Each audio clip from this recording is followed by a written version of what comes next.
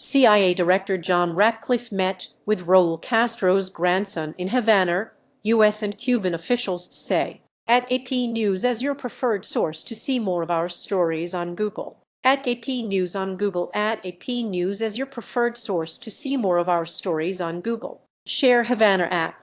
CIA Director John Ratcliffe met with Cuban officials including Raul Castro's grandson during a high-level visit to the island Thursday, Cuban and U.S. officials said. Ratcliffe met with Raúl Guillermo Rodríguez Castro, Interior Minister Lázaro Álvarez Casas, and the head of Cuban intelligence services, and discussed intelligence cooperation, economic stability and security issues. A CIA official confirmed the meetings to the AP. Ratcliffe was there to personally deliver President Donald Trump's message that the United States is prepared to seriously engage on economic and security issues, but only if Cuba makes fundamental changes, the CIA officials said. An official statement from Cuba's government noted that Thursday's meeting took place against a backdrop of complex bilateral relations. While the U.S. stressed that Cuba cannot continue to be a safe haven for adversaries in the Western Hemisphere, the Cuban delegation insisted that the island presents no threat to U.S. security.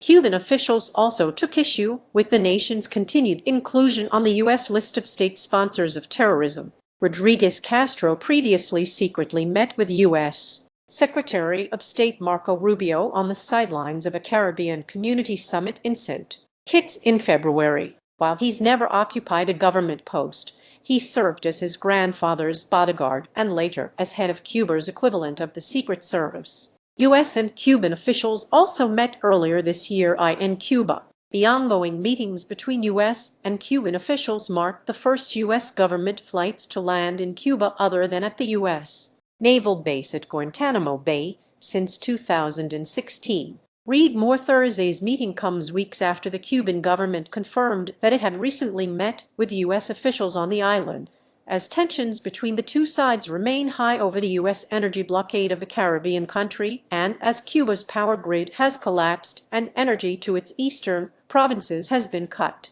The U.S. blockade of fuel to the island has heightened its economic woes, with reduced work hours and food spoilage as refrigerators stopped working. Earlier this week, the U.S. State Department reiterated that the U.S. will provide Cuba with $100 million in humanitarian assistance and support for satellite internet if the Cuban regime will permit it. In late January, Trump threatened tariffs on any country that sells or supplies oil to Cuba, though Trump also has threatened to intervene in the country, and Cuban President Miguel Diaz-Canel said recently that his country was prepared to fight if that should happen. Sources told the AP earlier this month that military action is not imminent.